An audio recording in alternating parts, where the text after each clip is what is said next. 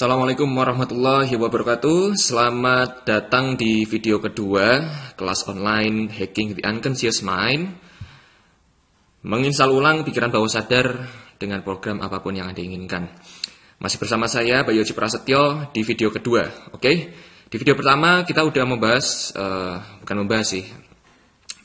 Anda sudah menonton video welcoming atau selamat datang dari saya. Selamat datang di kelas online Hacking the Unconscious Mind, dan di hari kedua ini saya akan menyampaikan sebuah prolog. Oke, prolog atau pembukaan. Kenapa dan apa sih latar belakang saya membuat kelas online ini? Oke, teman-teman, manusia ini pada dasarnya ketika diciptakan, ketika keluar dari rahim ibunya, semua itu netral, ya. Jadi manusia ini dilahirkan oleh Allah dalam keadaan netral dan hanya diberi bekal hardware-nya saja. Istilahnya kalau komputer ini hardware-nya sama. Oke? Hardware-nya sama, semuanya sama.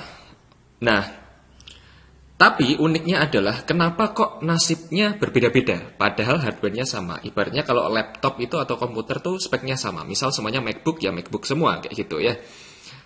Tapi kok kenapa antara komputer yang satu dengan komputer yang lainnya itu menghasilkan sesuatu yang berbeda? Nah, ini adalah akibat dari program-program yang diinstalkan ke dalam komputer tersebut. Oke, nah sama juga seperti manusia.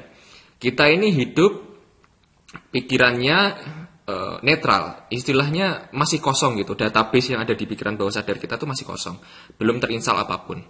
Oke, nah seiring berjalannya waktu akhirnya kita bisa mulai merasakan sesuatu, berbahasa, ya. Karena kalau misal kita hidup di lingkungan Indonesia, di bangsa Indonesia, negara Indonesia, maka kita ngomongnya bahasa Indonesia. Karena apa? Karena setiap hari kita diinstalkan bahasa Indonesia ke dalam diri kita setiap hari dan diulangi terus menerus sehingga tertanam ke bawah sadar. Sehingga ketika kita berbicara ya ngomongnya bahasa Indonesia. Dan begitu pula sebaliknya, kalau misal kita hidup di lingkungan Jawa ya bahasa Jawa, di Sunda ya ya Sunda, kalau misal di Jakarta Selatan ya bahasanya kayak gitu ya. Terus kalau misal di Amerika atau di UK, United Kingdom, ya bahasanya bahasa Inggris. Dan berbeda wilayah pun logatnya berbeda.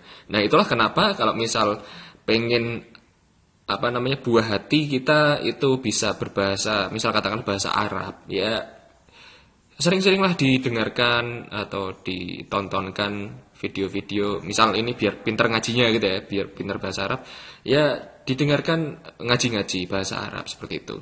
Atau pengen pinter bahasa Inggris ya pakai bahasa Inggris seperti itu, oke? Selanjutnya, nah seiring berjalannya waktu karena kita terus hidup, terus bertumbuh, berkembang menjadi manusia yang dewasa seperti saat ini, kita terus mendapatkan informasi-informasi terus-menerus secara bertubi-tubi dari manapun, dari apalagi sekarang zamannya media sosial dan zamannya HP, smartphone, di mana informasi yang beredar itu sangat tidak terkontrol dan tidak tersaring ya, semuanya masuk begitu saja. Sehingga mau tidak mau ini akan mengubah pola pikir, pola rasa, pola tindakan dan atau pola perilaku ya, dan juga hasil atau takdir kita. Ya, karena apa? Informasi yang berbeda yang masuk, maka hasilnya akan berbeda. Informasi yang masuk berbeda, apa yang dirasakan berbeda, apa yang dilakukan berbeda, sehingga hasilnya pun berbeda. Kalau hasil berbeda dan secara terus-menerus, karena maka takdir setiap orang pun berbeda-beda. Maka kalau misal ada orang yang dilahirkan dari keluarga yang orang tua yang support penuh dengan anaknya, dan dengan orang tua yang tidak pernah support dengan anaknya, maka hasil dari anaknya itu akan berbeda. Karena apa? Informasi yang masuk pun berbeda. Nah, karena banyaknya informasi yang masuk ke dalam diri kita, ke dalam pikiran bawah sadar kita, maka ketika kita dewasa, mau tidak mau pasti ada program-program yang tidak memberdayakan. Yang ternyata program tersebut sangat bertentangan dengan apa yang kita inginkan, apa yang kita cita-citakan, apa kebutuhan kita. Misal katakanlah Anda butuh berkelimpahan, atau misal Anda butuh keberuntungan, atau Anda butuh sesuatu pencapaian, atau butuh habit, atau apapun itulah. Tapi kita memiliki program yang tidak mendukung tersebut. Katakanlah ada orang yang pengen menjadi pembalap, tapi ternyata terprogram bahwa dari kecil orang tuanya bilang jangan kalau naik kendaraan jangan kenceng-kenceng, kalau naik motor jangan kenceng-kenceng bahaya ya, nanti bisa kecelakaan dan sebagainya. Nah ternyata pas gede dia pengen jadi pembalap dan ternyata dia memiliki program tersebut, jangan kenceng-kenceng kalau naik motor. Akhirnya apa? Ini program yang tidak memberdayakan.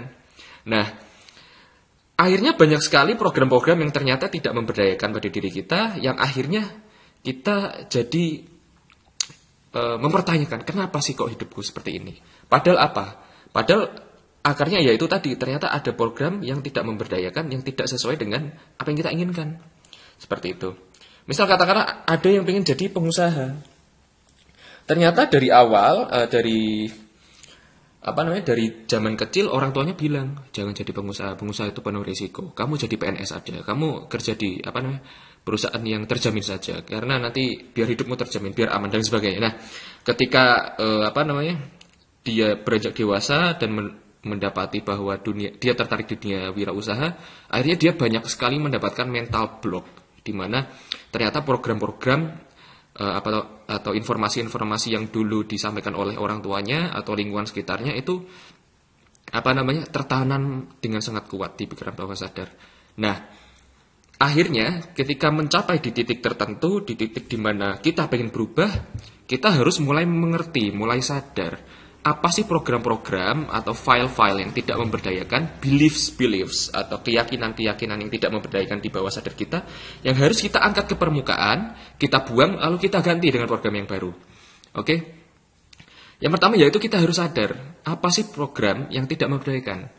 Nah, akhirnya ketika pada di titik itu, kita harus mulai tahu caranya. Gimana sih caranya mengubah program-program yang ada pada diri kita, biar aku terus berkembang, terus berdaya untuk mendapatkan apa yang aku butuhkan.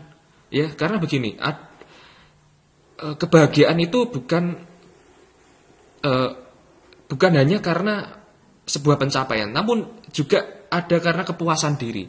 Kepuasan untuk apa? Untuk melakukan apa yang kita inginkan, apa yang kita senangi. Seperti itu. Setidaknya itu saya pribadi ya. Kalau misal Anda memiliki definisi yang berbeda ya, monggo gitu ya. Seperti itu. Nah, akhirnya ketika kita ingin mencapai kebahagiaan tersebut dengan cara melakukan aktualisasi diri, ternyata ada program-program yang tidak memberdayakan.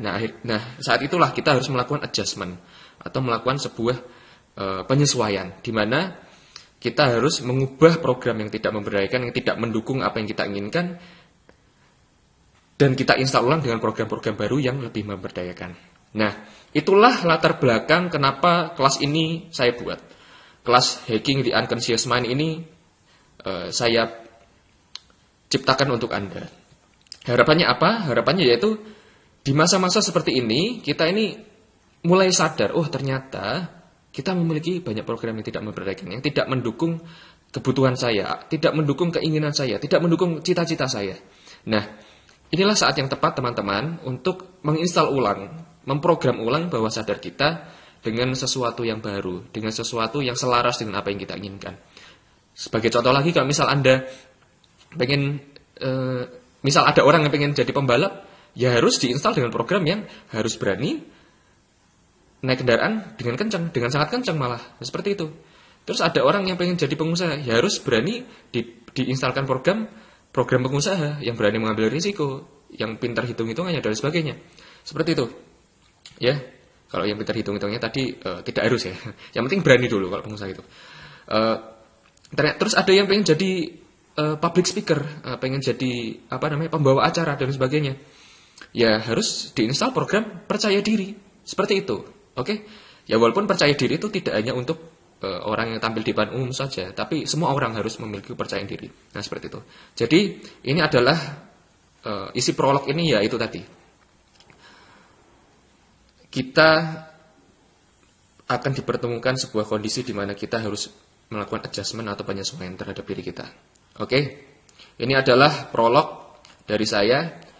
Di video ketiga, di video terpisah saya akan menyampaikan presuposisi atau pegangan-pegangan dasar ketika kita belajar pemberdayaan diri khususnya di kelas Hacking the Unconscious Mind. Saya akan menyampaikan sebuah pegangan-pegangan atau fondasi-fondasi di mana harus kita pegang selalu untuk melakukan mind programming. Oke, saya kira itu dulu teman-teman. Kita ketemu lagi di video selanjutnya. Terima kasih.